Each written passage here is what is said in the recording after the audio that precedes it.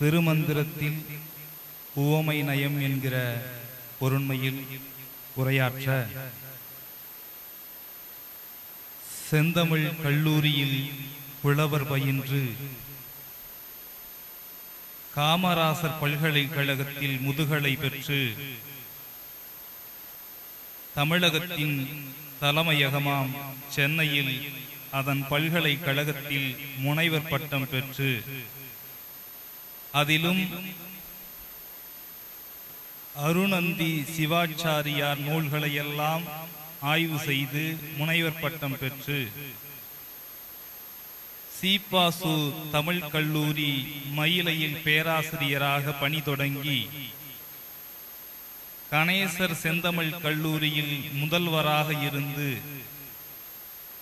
செட்டிநாடு கலையறிவியல் கல்லூரி திருச்சியிலும் முதல்வர் பொறுப்பேற்று பல்வேறு கல்வி பணிகளை செய்த கல்விமானாக இந்த சமுதாயத்திற்கு அதையும் தாண்டி 10க்கும் மேற்பட்ட நூல்களை இயற்றி 10க்கும் மேற்பட்ட உரை நூல்கள் செய்து பட்டிமன்ற மாமணியாக பைந்தமிழ் காவலராக தமிழகம் மட்டுமல்ல அண்டை தேசங்களிலும் வலம் வந்து கொண்டிருப்பவர்தான் திருமந்திரத்தில் உவமை நயம் என்கிற பொருண்மையில் உரையாற்ற வருகை புரிந்திருக்கக்கூடிய எங்கள் பேராசான் தமிழ் மாமணி முனைவர் பல முத்தப்பன் ஐயா அவர்களை அன்போடு பணிவோடு பொலிவாற்ற அழைக்கிறோம்.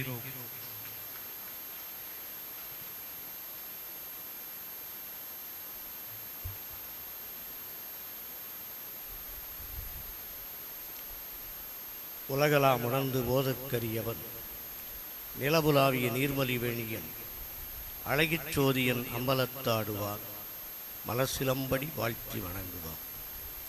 எல்லாம் வல்ல எம்பெருமானுடைய திருவடி கமலங்களுக்கு என்னுடைய மனமொழி மெய்களால் உரிய வணக்கங்களை செலுத்தி இந்த அறக்கட்டளை நிறுவனருக்கும் அவர் சார்ந்த பெருமக்களுக்கும் என்னுடைய பணிவான வணக்கங்களை தெரிவித்து மேடையில் வீற்றிருக்கின்ற சுவாமிகள் உள்ளிட்ட அத்துணை பெரியோர்களுக்கும் என்னுடைய பணிவுணர்ந்த வணக்கங்களையும் எதிரே அமர்ந்திருக்கின்ற ஆன்மீகச் செல்வாய் உங்களுக்கும் என்னுடைய நன்றியும் பணிவும் ஒன்றிய வணக்கங்களை சொல்லி எனக்கு இட்ட பணியை தொடங்குகிறேன். கல்லூரியில் பயின்ற காலத்திலும் பயிற்றுவித்த காலத்திலும் பெரியவரான அடியார்களை பற்றி படிக்கின்ற பொழுதெல்லாம் மனதிலே ஒரு சந்தேகம் வரும். என்னமோ கற்பனையில் பாடியிருப்பார்களோ, என்னமோ விளக்கரிச்சவர் விளக்கரிச்சுக்கிட்டே இருந்தார், சாப்பாடு போட்டவர் சாப்பாடு போட்டுக்கிட்டே இருந்தார், ஓடு கொடுத்தவர் துணி கொடுத்தவர் அப்படியே கொடுத்து கொண்டே இருந்தார்கள் என்று சேக்கிழார் தொண்டருடைய கதையை சொல்லியிருக்கிறார். இதெல்லாம் எப்படி சார் முடியும்? இன்னைக்கு 3 நாளாக நம்ம பாடுற பாடு நமக்குள்ள தெரியும். கையில் இருந்து சாப்பிட முடியல, வெளியே போக முடியல, பெட்ரோல் போட முடியல. ஒரு நோட்டை கொடுத்தா முழுக்க போடுங்கிறான். நம்ம கொள்றதே அரைதான் கொள்ளும், இதில் எங்கே முழுக்க வாங்குறது? போடாப்பா, இதெல்லாம் எப்படி முடியும்? ஏதோ ஒரு கற்பனையோ. ஏதோ ஒரு முறை வந்தவர்களுக்கு சோறு போட்டிருப்பார்கள், இல்லை தன்னிடத்தில் அதிகமாக இருந்த ஓடு எடுத்து கொடுத்துருப்பார், அல்லது ஓசி கொடுத்துருப்பார், அல்லது தான் நெய்த துணியிலிருந்து ஒரு பகுதியை கிழித்து கொடுத்துருப்பார். இதை பெருமையாக பாடிட்டார்களோ என்ற எண்ணம் எனக்கு அப்பொழுது தோன்றுவது உண்டு. ஏன்னா அப்பெல்லாம் ஒரு இளமையான காலம், எதையுமே நம்புறதுக்கு முடியாத காலம். ஏன்னா நம்ம வீட்டுக்காரியை கூட நம்பாமல் நீந்தானா அப்படின்னு அடிக்கடி கூட்டுக்கிறோம்ல, ஏங்குறேன்னு. ஏன்னா நமக்கு ஒரு சந்தேகம், நம்ம ஏங்குறோமா இல்லையா, ஏங்குறேன் அப்படிங்கிறோம். அதனால் ஒரு ஐயம் இருந்தது. ஆனால் திருச்சி வாழ் நகரத்தில் வாழ்க்கையை தொடங்கிய பிறகு பல அன்பர்களை சந்திக்கின்ற வாய்ப்பும் இப்படியும் நடக்க முடியும். திருமந்திரம் என்பது நம்மால் கேள்விப்பட்ட ஒன்று, படித்த ஒன்று தானே தவிர அதனை உலகெங்கிலும் பரப்ப வேண்டும், இல்லை என்றால் தான் வாழ்கிற இடத்திலாவது பரப்ப வேண்டும் என்ற குறிக்கோளை கொண்டு எங்க 2 பேரை விடாம ஜெயபால் ஐயாவையும் என்னையும் விடாமல் பிடிச்சி யார் வந்தாலும் வரலைனாலும் ஒரு சேரால் உட்கார்ந்துருக்கு நீங்கள் பாடம் சொல்லித்தான் ஆகணும்னு சொல்லி எங்களுக்கு வேண்டிய வசதிகளை பண்ணி கொடுத்து உங்களையும் கூப்பிட்டு டீயிலேருந்து சாப்பாடெல்லாம் போடுறேன்னு சொல்லி வீட்டுக்காரருக்கு சாப்பாடு போடுறாங்களோ இல்லையோ நமக்கெல்லாம் சாப்பாடு போட்டு இப்படி ஒரு அம்மா செய்கிறாங்கன்னு சொன்னால் 63 பேர் ஏயா செஞ்சிருக்க மாட்டான். எனக்கு அதுதான் தோன்றிற்று. ஒரு நூலுக்காக ஒரு இயக்கம் தோன்றலாம். கம்பனுக்காக, சங்க இலக்கியத்துக்காக, தொல்காப்பியத்துக்காக ஒரு இயக்கம் தோன்றலாம். கழகங்கள் தோன்றியிருக்கலாம். அதிலே பலர் உறுப்பினராக இருக்கலாம். ஆனால் தனி ஒரு பெண்மணி திருமந்திரத்தை நான் படிப்பேன், படித்து ஆய்வு செய்வேன், அதோடு என்னை சார்ந்திருக்கின்ற சமுதாயம் படித்து தெரிந்து கொள்ள வேண்டும் என்று தன் வாழ்க்கையின் வாழ்நாள் முழுமையையும் தன்னுடைய செல்வம் முழுமையையும் அள்ளி கொடுத்த ஒரே பெண்மணி என்றால் 63 நாயன்மார்களை நாம் படித்த நாம் இன்றைக்கு நேராக ஒரு நாயன்மாரை மங்கையர்க்கரசியாரை பார்க்கிறோம் என்பதுதான் பொருள். அவர்களுக்கு தலை சார்ந்து என்னுடைய வணக்கத்தை தெரிவித்து என்னுடைய தலைப்பு சென்ற ஆண்டு போல ஓமை நயம். ஒருத்தன் பாடிட்டே இருந்தான், ஒன்ஸ் மோர்னா ஒருத்தன் அடே நம்ம பாட்டு நல்லா இருக்கான்னு சொல்லிட்டு மறுபடியும் பாடினான். அப்புறம் இன்னொருத்தன் இருக்கான் ஒன்ஸ் மோர்னா. இப்படி 4-5 பேர் ஒன்ஸ் மோர்னு பாடினவனுக்கு ஒன்றும் புரியல. என்னையா பாட்டை திரும்ப திரும்ப கேட்குறீங்களே, எதுக்காயா ஒன்ஸ் மோர்னா? நீ எப்போ ஒழுங்கா பாடியோ அது வர ஒன்ஸ் மோரியான்னா. அது மாதிரி சென்ற ஆண்டு நீங்கள் ஓமை நேயம் பற்றி பேசியது போதாது, இன்றைக்கும் அதனை பேச வேண்டும் என்று சிவமல்லியா அவர்கள் அவர் வீட்டுக்காரர் சிரிக்கிறாரு. அவர் தான் கொடுத்துருக்காரு இந்த வேலையெல்லாம். அதனால மீண்டும் பேச வேண்டும் என்று கேட்டுக்கொண்டார். ஓமை இல்லாமல் வாழ்க்கை இல்லைங்க. இப்போ நம்ம வீட்டில் இருக்கிற சண்டையே மாமியார் மருமகள் சண்டை தான். அதான் ஈகோவே வருது. அதை சொல்ற போது ஓமை இல்லாமல் சொல்ல முடியுதா? வாழ்க்கையே ஓமை இல்லாமல் எதையும் சொல்ல முடியாது. மருமக உடைச்சா பொன்பானை, மாமியார் உடைச்சா மண்பானை.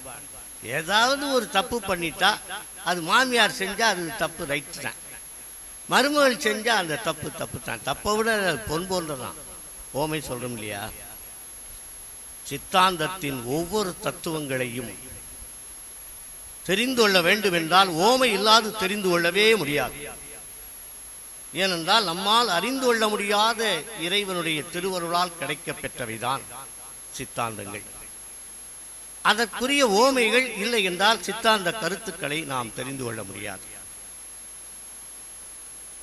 நம்மிடத்திலே குற்றங்கள் இருக்கிறது என்பதை சொல்லுகிறார்கள். அதுதான் பாசம் என்று சொல்லுகிறார்கள்.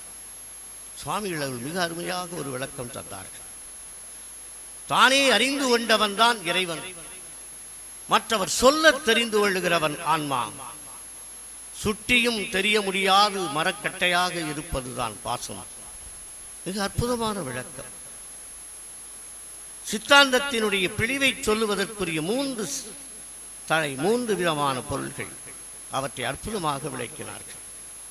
எனவே சித்தாந்தத்தை தெரிந்து கொள்ள வேண்டுமானால் ஓமை தேவை.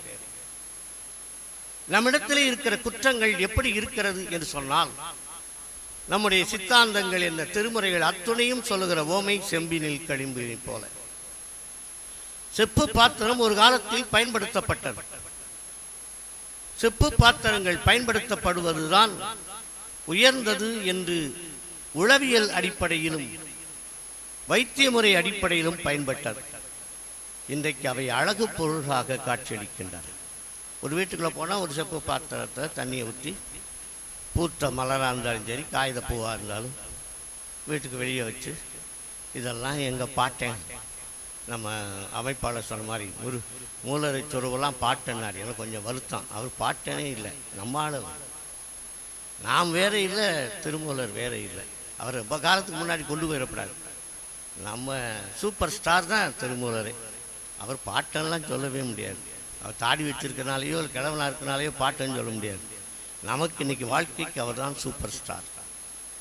எனவே நம்முடைய வாழ்க்கையினுடைய முதியோர்கள் அல்லது முன்னவர்கள் பயன்படுத்திய அந்த பாத்திரத்தை இப்பொழுது அழகு பொருளாக வீட்டுக்கு முன்னே அந்த செப்பு பாத்திரத்தை வைத்து அதிலே தண்ணீரை நிரப்பி பூக்களை மலர வைத்திருக்கிறோமே, அதுதான் சித்தாந்தம். களிம்பை நீக்கி, தண்ணீரால் களிம்பை நீக்கி அதிலே பூக்க வேண்டும், உள்ளம் பூக்க வேண்டும் என்பதைப் போல களிம்பு ஊறியிருக்கக்கூடிய அந்த பாத்திரத்தை தூய்மையான நீரினாலே தூய்மைப்படுத்தி ஆன்மீக உணர்வாக இருக்கிற சிவன் அருள் பூக்க வேண்டும் என்பதை நினைவுபடுத்துவது போல இன்றைக்கு நாம் அழகு பொருளாக அதை காட்சியளிக்க வைத்திருக்கிறோம். அப்படியானால் ஓமை இல்லாமல் தத்துவங்களை விளக்க முடியாது. ஏன்? அறிய முடியாத ஒன்றை அறிந்த பொருளால் தான் விளக்குவது ஓமை. நமக்கு தெரியாத ஒன்றை தெரியப்படுத்த வேண்டுமானால் அதற்கு ஓமையை பயன்படுத்த வேண்டும். நம்மால் அறிய முடியாதவன் இறைவன்.